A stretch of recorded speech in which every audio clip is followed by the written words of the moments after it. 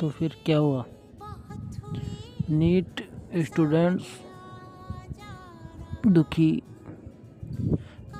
दिल दुखी आत्मा। सिस्टम का कुछ नहीं बिगड़ा है हम जैसे इनोसेंट स्टूडेंट्स का। सिस्टम किस हद तक गिरा हुआ है ये स्थिति बताता है। जिन बच्चों का सिलेक्शन हो रहा है उनका मनोबल अब कहाँ होगा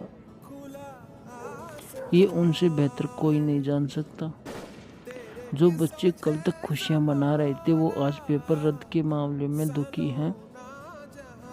क्या बोले।